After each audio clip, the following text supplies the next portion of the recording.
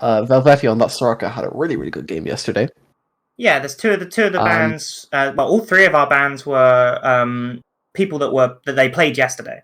Oh yes, okay, fair enough. So wait, did John play Kaiser yesterday? Yep, he played Kaiser Okay, yesterday. so fair enough. Because yeah, so the Tris mid was Whitley. CNCR somehow managed to let that get through Champ Select ? For prod, and then we had Soraka and Kaisa, and then but all three of those picks taken away today. I think the only pick that I'm looking at that is up there that to get through. Oh, so it's actually Mark Top with Velveti support. Okay, so Junna's playing jungle. So the one, who is it that's missing? It's Feb. Feb is missing. Yeah, it's the same team. Hey, and we are in. I think Juicy Boy Jamie he seemed to have connection issues in both games. I could say on this right. So every time we start a game, there is maybe a 50-60% chance that his PC just blows up for some reason. He has to restart his entire PC. So I'm just going to give pre-warning now to every game. There's a high potential that we have to pause. It doesn't happen every game, but it's happened every game so far. So the tier start for Swain Top. 30 seconds. I haven't seen any of the tier items being built in Swain before, so I don't know what to make of that. I guess it's just so you can. I mean, realistically, you want to stay in top lane longer than you. Because I find a lot of the time, I guess, you're staying in top lane a bit longer than you are in the mid lane. Especially if you're going to be trading with Urgot, who's kind of tanky, right? So you're going to have to use more spells than you would against a mid lane champion. So kind of just imagine that he's kind of just going like, alright, well, I need a bit more mana to be able to survive this lane phase, so even if it doesn't necessarily immediately build into something. Yeah. I think nothing too much out of the ordinary. I think the Ezreal might have preferred a longsword with 3 pots into this lane potentially, but I don't know. I don't really play bot lane anymore. So I think looking at it, I don't know how much we're gonna see early game. Obviously you do. I have no idea. I have no idea what you mean. Yeah. Violet is the Ivern in this game. Yeah. It's I mean, in the early game, as you say, don't exactly going to be expecting much, right? Like, what lanes really, other than maybe mid and bot, I'm imagining top exactly are not really going to be expecting too much. Maybe a little bit of trading back and forth, but not too much. I think Jamie's goal from this laning phase is to try and build up those stacks on the Swain, turn into that tanky drain tank mess that he is late game. Exactly. Swain is such a champion, I swear to god sometimes. He's like, him and Fiddle are like the only drain tanks in this game, really, I guess, right? Yeah. Well, is Fiddle really a tank? I wouldn't even call Fiddle a drain tank, yeah, he just drains. Not really. Yeah, I think it's, there is, that new vampire jungler that I think was their branding point for it is that it's a drain tank, so we'll see. Warwick you could also call it a drain tank, I guess. Vladimir too! Vladimir, yeah, I guess, yeah, you can see it. Is Vladimir a vampire? He's a blood mage. Oh, okay, alright. It's a bit of an early engage here from Westy, and Velveti is already on 1 HP, has to flash away. Lewis flashes in return, she's gonna die to the ignite. Westy picks up the first kill. And Moiswan gonna try and get away, but Diego is here, the flash forward. Westy does it with a flash of his own and goes back in. And Moiswan gonna just about survive long enough for Jonah to pick up that first kill. And I think overall, a 1-for-1, but getting this wave in for the Karthus, it's a really big deal. No TP on this Ezreal. Or he survived actually. Sorry, it was the Leona that died. It's completely fine then actually. Yeah, pretty much a flat 1-for-1. Jungle got the kill, the support got the kill, so probably you'd rather have the kill on Viego at the end of it, so it's probably slightly in the thing. I mean, it's a good trade. Viego being there much earlier than you'd expect, to be fair. He only took, 3 camps and he came down there? So much earlier than expected. But, you know, I think he went Grump, blue, and then red, and then bot. Probably a premeditated move for Chris Tides. I'm casting you while you're in the call is gonna sound weird when you get involved in this game. That's why I said you can say Spores in game and Violet on cast. That makes it a little bit easier. Yeah, okay, we'll do that. either wave is absolutely massive. Yeah. They go looking top here, but you know, Wayne, juicy boy he's gonna Jamie be able had, to just walk had an away. inkling.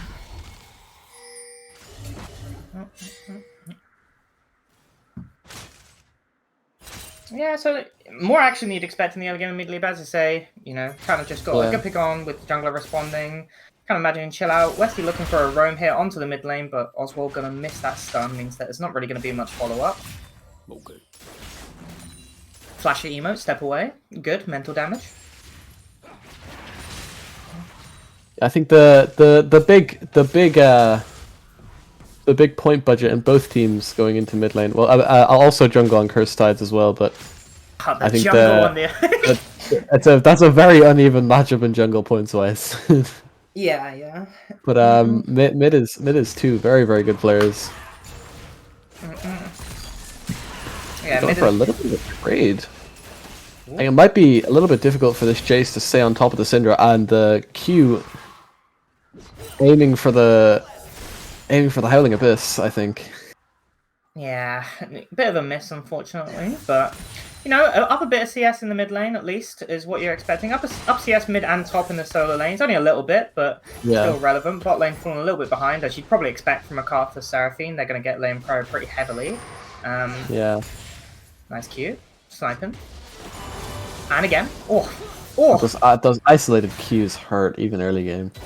Yeah, hitting two of them in a row feels kind of rough. Ezreal can kind of at least try and play at this safe range in the lane, which is kind of one advantage of picking the Ezreal into the Karthus.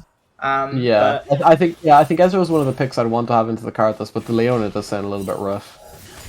Especially to Seraphine too. It sounds like a really difficult lane to play for Westy.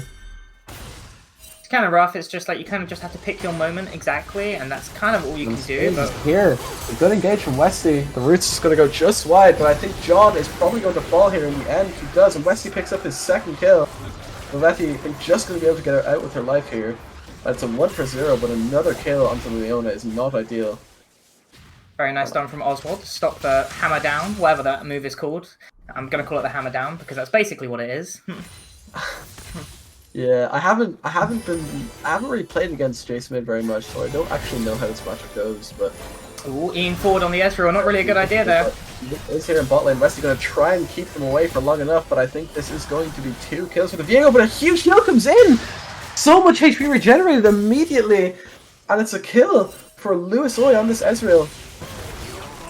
A 3v2 fight breaking out here in bot, but I think both teams probably don't want this if they can avoid it.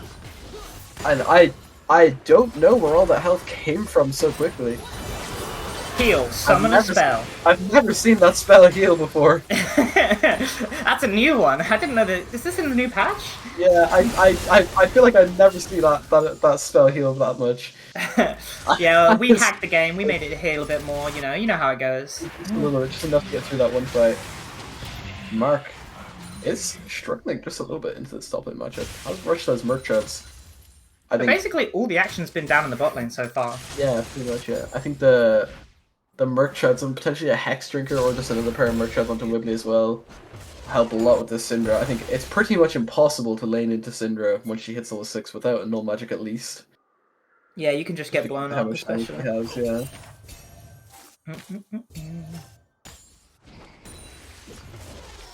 I think one piece of tech that you can always pull out into the Urgot is if you get the early Warden's Mail, and he will do basically 0 damage to you at all.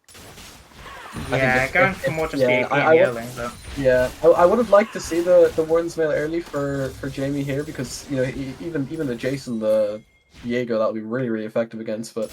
Yeah, when the whole top side is AD, it's definitely not a bad idea. Yeah, I don't think you want to be too pushy when it looks like a row as your mythic though. But Oswald is in a little bit of trouble here. He's going to be able to get away with the flash, or is he? Harper is going to come in. There's fights going on in mid and bot. No deaths on either side just yet. John has to flash away.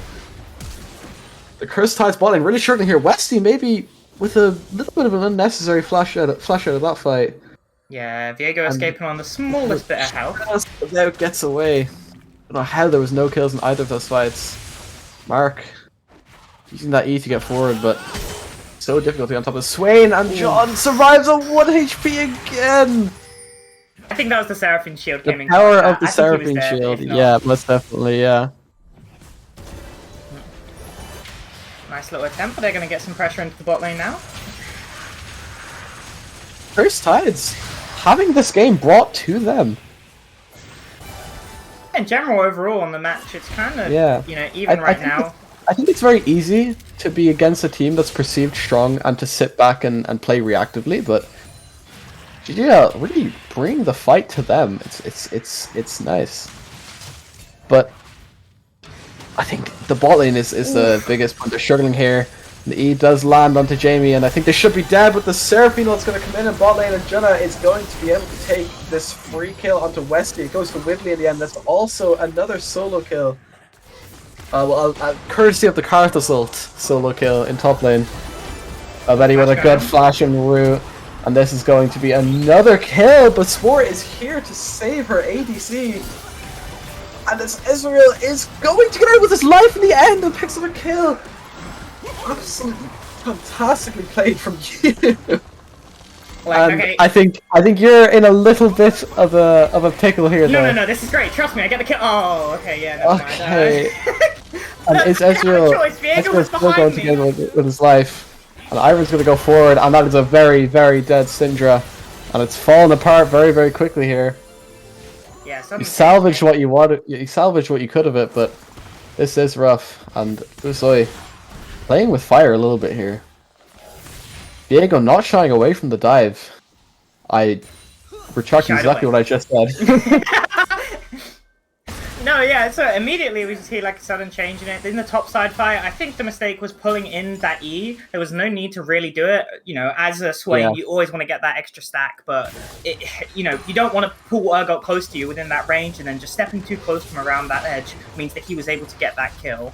And in the bot lane, as you say, there was a nice little flash ult coming out from Velvetti, which meant that, you know, Westy immediately dropped, and almost Ezreal dropping as well, but you know, the Ivan shield coming in clutch there, but after the nice run from Viego on the backside meant that there was nowhere to run. Tried to get a trade-off, but unfortunately not able to do it. And then the mid lane roam was just a little bit too late, which, you know, resulted in another kill going over, which, as you say, is a sudden shift back to the gold. There was about a 2k gold lead going towards GGEL, which has gone back to about a 1k gold lead into the favour of Cursed Tides now.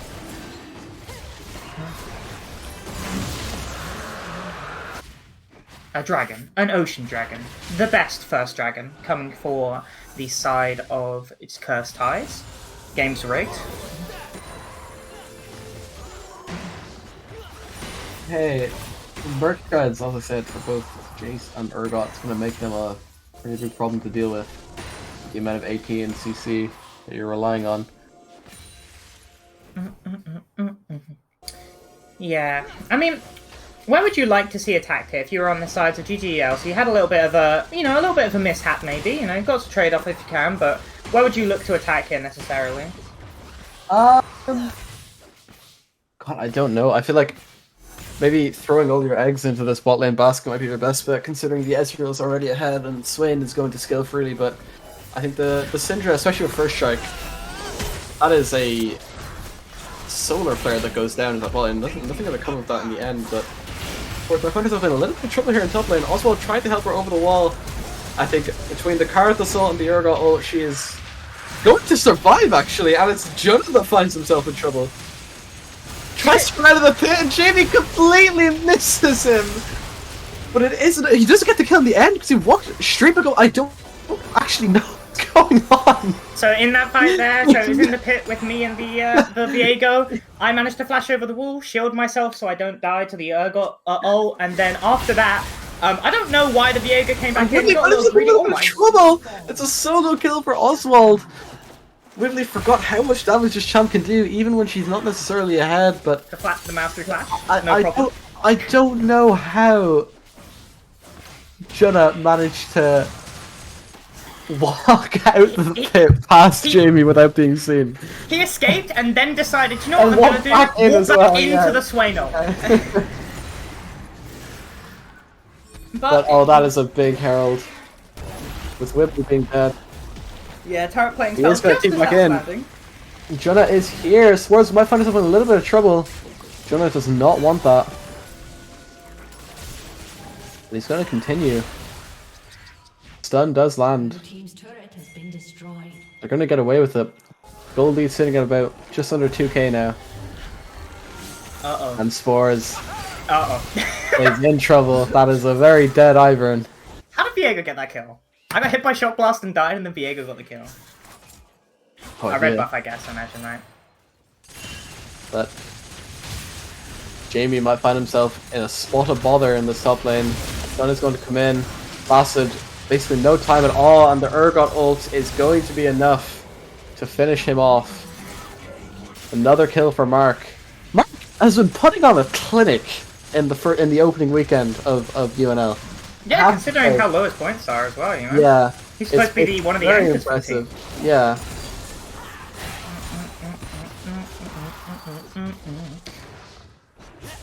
Yeah, the John biggest really mismatch. struggling here. The exhaust does come in, so Ezreal does absolutely 0 damage because the spell is completely balanced. True Shot Barrage is going to come in, not enough to quite finish off that kill. Getting a bit hyphy there, but you don't really ever want to E in against the Karthus, especially Yeah, E into the range of his W, right? Is it his W? Is that also the range? His W is the wall. It's E, it's E, His okay. E is the zone. Oswald, that's very, very low. His Jace items are starting to stack up. And it's a solar flare. The Surfing Ult does come in, but John is going to fall. I think the Ezreal is going to fall to the dead Karthus. Ult going to come out as well. Not going to get anything from that, but it's a 2-for-1 in favor of GGEL. But the Ezreal shutdown is the big or he did have a shutdown, didn't he? Or am I imagining it? He did not. He He did. did. 250 Yeah, gold on 550, Karthus. 550 gold kill, yeah. Whibley Look, having a little bit of trouble trying to scrap Daisy here. Okay, but he's going to jump straight on top of Spores, and this Ivern managing to survive long enough, but Junna is here, and it's not going to be able to survive this. Gosh darn Viego coming into my lane. I'm there trying to have fun with my Daisy, trying to fight. But you got a very nice, the one where you knock back, you managed to get behind me and throw me back into the Viego, which was very nice. Yeah. Mark here. His ult is gone. He's going to flash straight forward. It's an aggressive flash. Once again, He's pulling going to continue forwards. fighting. Juicy with Jamie going to have to flash. Use a flash of his own in response. Yeah, that is the thing about the Swain into the Urgot, is as I say, is every time he's pulling them in, that's what Urgot wants you to do. Yeah. The big stun has the Seraphine, and she is going to fall, but it's not necessarily the highest value target. But Lewis is here, and Junna finding himself very, very low already. He's going to fall. This is a big fight for GGEL. Whibley's going to try and come in and repair this to as much as he can. Wesley somehow manages to miss that Zenith Blade. And John's going to get out with his life as a result. And Wesley's going to fall.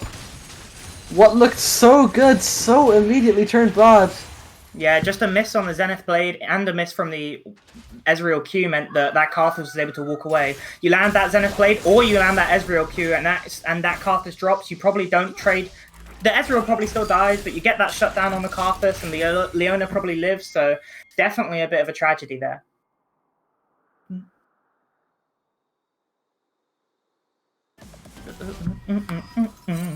But yeah, as you said, we're talking about these lanes going on ahead. The bot lane, as you were saying, kind of like you want to try and get that one ahead if you can, as the bot lane tower is getting heavily chunked down by Whibley, unfortunately not able to finish it off. But now you've got that Karthus with a 300 gold bounty sat on him with his Leandry's finished, and that Urgot that you would hoping that the Swain would, as a power point of the comp necessarily, it's one of the biggest point differentials in that top lane. Managing to fall behind against the Urgot is a big problem. Big damage coming out. Ooh, lovely solo kill, man. This Ezreal damage is shocking. I never expected it. It's so crazy. Doesn't even have the not-immune finish yet. No, that is the thing about the downside of Karthus is that you have no movement, and so, Ezreal should be able to a bit more easily land that, as Whibley's going to go into the tower here. And that is a very, very dead Westie. Another kill for Mark on a killing spree. Yeah, Wibbly getting a little bit greedy for that tower. Wanted that last auto. Leona's going to stun up, which means that, you know, all that tower shots landing into Wibbly means that he's going to immediately get blown up. But in response, as there's 4 of them there, the Leona going to trade, although GGEL probably happy with that trade in the end of it.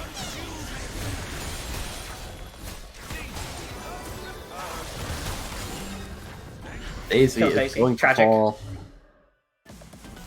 6 and 2 on the Ezreal, though. Very big now. Yeah. And there's the 2 Drakes is a huge advantage, but GGL do have that small gold lead. Yeah, the gold... honestly, the gold has been switching, basically even most of the game, switching about 1,000 between both teams, up and down, but not really anyone having a huge lead in this game yet, other than, as you say, the Dragons coming out from the side of Cursed Tides. But GGEL gonna secure that Rift Herald, meaning that we get some response at least. The second Rift Herald of the game, both secured by the side of GGEL. Yeah, I think everyone is actually playing quite well in this game. I think Jamie's the only one that's maybe struggling to get into it in a little bit, but this Urgot matchup hasn't looked like it's been faring very well for him. But I think once the Swain gets his stacks and gets everything up, and he does have those steel caps, which will help him a lot as well. Rod of Ages on 8 stacks now, a little bit of time until he gets that 10. As this tower's going to fall, finally Wibbly able to get that tower that he sacrificed his life for before, getting revenge on it and managing to take it down. And it is going to be the Archangels or Seraphs for Jamie in the end. I was curious about what that would be building into, but still have that Herald up as well. Yeah, maybe it would be interesting to see what they can get done here on the end of it. Looking now, just trying to set up vision around this topside river, trying to make sure it's a bit more secure. A lot of the team, you can see that Urgot switched down to that bot lane with Sindri matching it, whereas we've got the top lane matchup sitting at Swain and Jace right now. This tower's almost definitely going to fall. Syndra cannot threaten that Urgot, unfortunately, especially when he's got them MR boots and that Aegis item that gives some magic resist as well. But it's actually say, because the both of the top side on the side of GGEL are AP, that is obviously the Ezreal being fed doing a lot of AD damage. It still means that you know, they have to definitely be wary of that and not just stack the MR. But even with those MR boots and that little bit of extra MR, it does get kind of difficult for the Syndra to blow someone up, which is basically her main aim, right? And stopping the Jace engage with the scatter. Is that what it's called? The E? I don't know. Yeah, the Syndra E. Yeah, the Syndra E. Yeah, there we go. I don't need to know names. Yes. Yeah, the Syndra E. Scatter the Weak, it's called. Scatter the Weak. Okay, there we go. Obviously.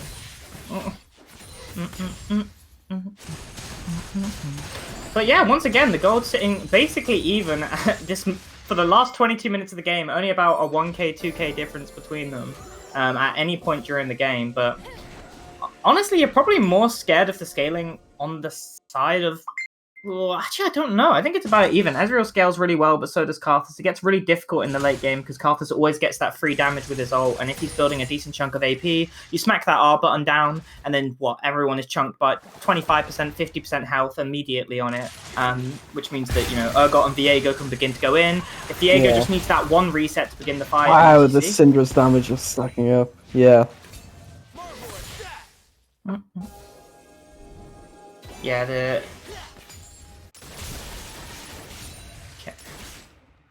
Alright, so the vision going down. You see a lot of action on the mid lane right now. Getting ready for that dragon that is showing up in an amount of time soon. It's got under a minute. It's got that little timer on there to show that it is coming up soon. About 28 seconds. It just pinged. Thank you, Westy, in-game for pinging that. Okay. Jamie, I also have a little bit of trouble here, but that is a very, very, very tanky Swain. Yeah, we're seeing this Karthus ult come through. That is a very tanky Swain, it turns out. You're not having to use the Heartbreaker over the wall. Big Seraphine ult comes in. Westy finds himself in a little bit of trouble here. Oswald is on this backline. John and Velvetti both absolutely 1 HP.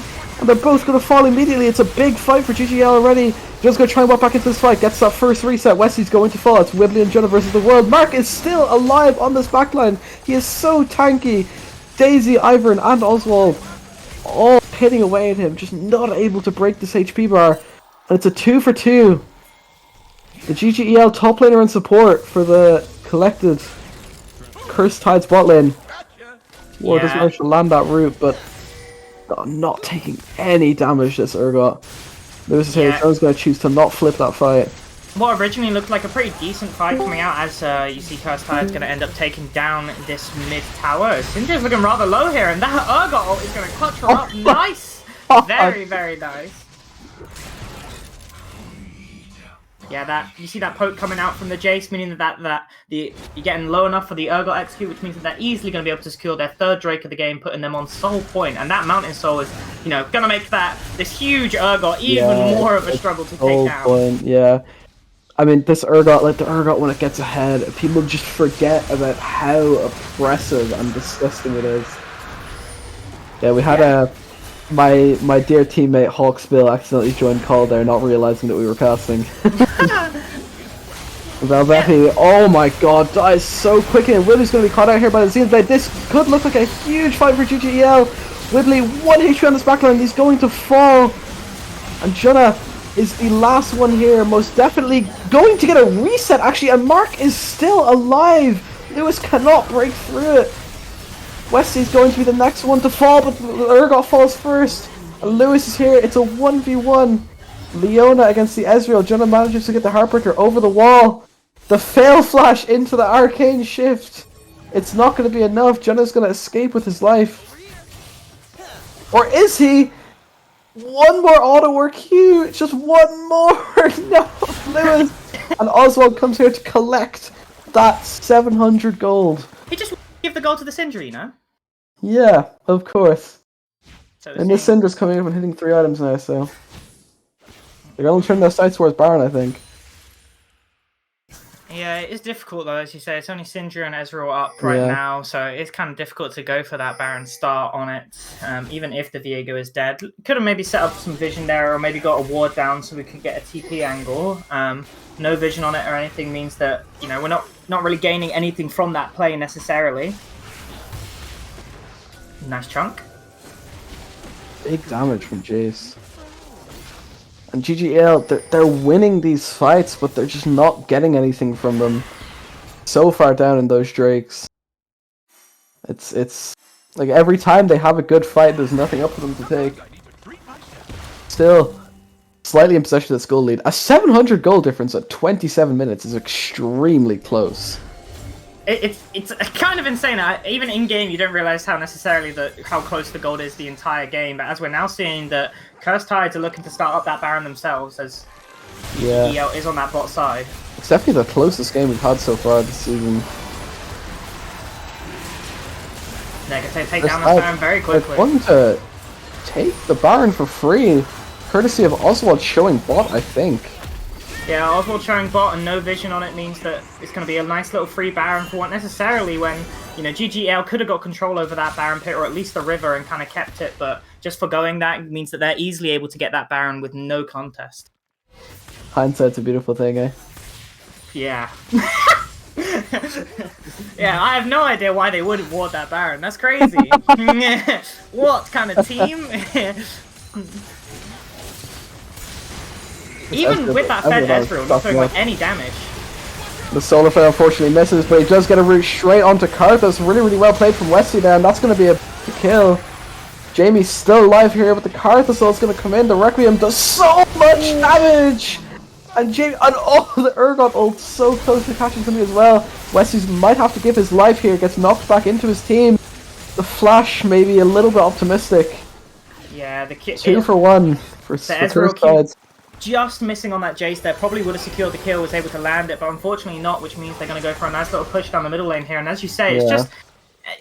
I mean... It looked good for a second, there was a good engage from Wesley minus the Solar Flare, and it just so quickly just turned bad. I think the point we're getting into now is where the Karthus ult is just so oppressive, like it's... He's 3-7 and 11, and his ult's still half HP's our whole team. I was gonna say, like the ult immediately meant you guys can't fight, like you're too weak, because like you can't do anything against it, like you have to back.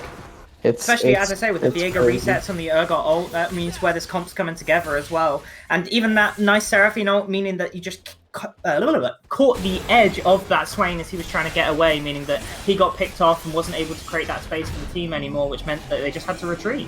And as I was saying before that fight started, on the side of GGEL, the main damage dealer they've got right now that is fed is that 8-2 Ezreal, but even landing W's and Q's on that Urgot is hardly doing any damage, especially now that he's got that Thornmail up and ready. It means that he's just a juggernaut walking into the enemy team.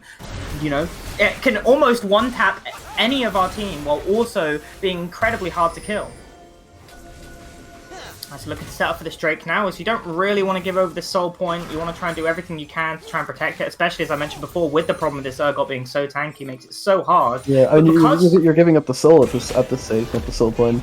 Yeah, but because they're on soul point here, you can see that Cursed Tides are going, alright, well, you go for that dragon, you've got 4 people there, we're just going to split push, we're going to go top side with our Baron buff, we're going to go middle, we're going to get a middle tower, we're going to get a top tower, and suddenly this gold lead that they got off of this Baron play is just blooming so much.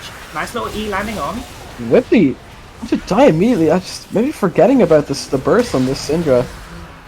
Yeah, maybe sometimes just getting a bit too ego on it, stepping up a bit too far once or twice against this Syndra, getting blown up. But honestly, when you're this far ahead, it doesn't hugely matter, especially when all your team is up. The Shadow Flame I don't think feels very good into this game though, with the 3 pairs of Merc Treads. A lot of HP as well. Yeah, as I said, that entire top side that we're talking about with that AP damage, 3 people building Merc Treads means that it's going to be way more difficult for her to try and blow someone up. I mean, she does do it, but I would have thought, I would have thought maybe the Zhonya's second skip the Shadow Flame entirely and then just go straight into Rabadon, so that when you get your 120 stacks, you have the Rabadons to go with it as well. Bosworth's also a significantly better player than me, so maybe he has a plan for it. Maybe he has a plan. Yeah, as you're seeing here, trying now. As we were talking about before, it being kind of even the entire game, this is the biggest gold lead I think we've seen the entire game, 30 minutes in. Off of that Baron play, they're able to get even just a 3k gold lead. 3k, it's like the peak of the gold lead, yeah, that is crazy. Yeah, and this is with, by the way, so 3k gold lead, but the side of Cursed Tides have taken 4 more towers than the side of GGEL. So if it was about even on towers, the gold lead would still be even. It's just that the power that they've had with these pushing lanes, because, you know, it's really hard for anyone to contest that Urgot. Sure, you can send Syndra down to clear the wave or something like that, but you're not really going to be putting any kill pressure onto that Urgot unless you send 2 or 3 people down to kill him. The Swain is starting to get very, very tanky. Got a lot of HP and defensive items in that build. Yeah, Swain did steal that shared red buff as he was recalling, and the Ezreal did want it, and that did happen. He was recalling next to it, as we see maybe an engage going down on the bot lane here. Not quite missing the engage. Daisy summoned up because it's on a 6-second cooldown when it dies, so who cares?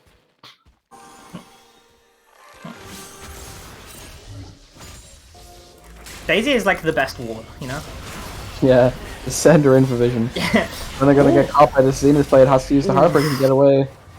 That's a big cooldown gone. Zenith, the Solar Flare also uses. He goes back in here. Yeah, the reconfig and Whitley is not going to die. It's actually Oswald that's going to fall first. Whitley on 1 HP still somehow surviving in this fight. The Requiem's going to come in, and I think this looks really, really bad for GGEL, but the Swain picked up a double kill, and I was completely wrong. It was a 2-for-1 for EGL. For GGEL. Thank you. Sorry. Yeah, that was a huge Seraphinote coming out, which meant they kind of meant that what originally looked like a good fight maybe for GGEL, then immediately switched to looking like a good fight for Cursed Tides off of that big Seraphinote, which meant that they went a little bit too far, I think, under the tower. So the Ivan shield kind of protected that Swain from dying, which is why Viego thought he could get that kill and get that reset going. But the Swain shield means that the Ivan shield on the Swain means that he's going to survive, able to walk out and able to at least get 2 kills to kind of relieve that pressure for a little bit. Which means that the gold is at a, 2k gold difference again. Yeah, it's gold lead has shrunk back down again. 1.5k now. Hey, the Seraphine has been very, very good in this game. Some really good ults. Even if a lot of the ults have only necessarily landed on 1 or 2 people, but every single time it lands on that one person, they end up dying. Like, almost every single time. because you've got so much follow-up. You got so much follow-up damage on this team with the Swain, Viego, Urgot, Jace. All of them are going to blow people up. But Seraphino, as we're talking about them, does manage to go wide there on looking for the Ivan. He's a speedy boy though with that little blue pet. Seeing here, maybe looking for something. The Ivan Q landing on the Urgot. I don't know how that landed. Because I'm a better player. That's how. That looked closer to the Seraphine than it did to the Urgot. Urgot's a big boy. He's got long legs. He's got a lot of legs to get caught in that Ivan Q, okay? If you got shotguns in your knees, you got to accept that you're going to get caught by a few of them Ivan Qs. Think about how big his legs must be in real life. Oh, this Requiem. Oh. 20% of everyone's health just gone like that. Yeah, more like 30-40% for the Ivan and the Ezreal. Like, oh, the Ivan, yeah, especially. Oh no. Through your shield as well. Yeah, I tried, but Daisy kind of blowing up here, but they're once again setting for this Baron as they use that ult to create space. And it's already gone. So much DPS in this team. Solar Flare does land, it's not really going to pick anyone up for the Sun at least, and Wesley does go in. And it's a huge fight. Wesley's going to be the first person to fall. Diego does get that first reset, and Mark picks up that no Swain. damage. And it's a 3 for 2, or 2 for 1, excuse me. Oh, that is massive burst from Wibbly. This fight has just been turned on its head. Yeah, what looked like a decent fight maybe from the start of the engage, it was so difficult. If you're in just kind of an AoE fight, that's, you know, you kill, the only person that GGEL were able to kill was the Karthus, which is great, sure, but that Karthus is still in that fight for the entire duration, even after he's killed. And as you saw, that Urgot just frontlining for the team, meaning that Ezreal hit QWQ on him, and he didn't lose his shield based off of what was happening. So as you see here, they're going to secure up that final dragon as well with the death of 3 members of GGEL, which means that they're going to secure that mountain, so which means that it's going to be even more difficult for the team to be able to try and kill this Urgot, this Seraphine with the healing backing it up as well is going to be much more difficult. But yeah, unfortunate that the Ezreal thought maybe they could secure that Jace kill on there, trying to get maybe a Baron buff off of one of the team members, but getting a bit too excited with that E forward and just going to get blown up by that Jace damage.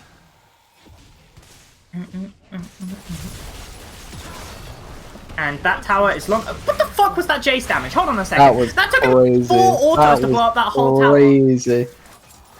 Oh, I guess he is full build now. Okay, yeah. But still, that was crazy. It gets so difficult at this point. You saw that Ezreal, like, I just can't get over how little damage this Ezreal's doing. He is, like, almost full build. He's, well, okay, he's 4 items with a pot in invent, but it does 0 damage, and it's really impossible for them to kill, as they are pressuring the space here on many lanes, and GGL got to make a decision of what fight they want to take, because it could be their last fight here. Mark gets pulled in. I don't think that's the target you want to be bringing to your team. He's full health! He's been hit by, like, 7 spells! The spells are actually not bringing his HP down to 100, and oh, that's a big Jace Q. And this fight is an absolute disaster for GGEL. The Scout of the Week comes in, it's only going to be able to enough to get 1 kill, 2 members down, and the third is going to quickly follow. Lewis is down, and the Requiem finishes off Spore. And the entire team, except Oswald, is going to fall, who does die in the end. And it's a big game 2 for Cursed Tides. Cursed Tides now 2-0 in their first week. A clean sweep of both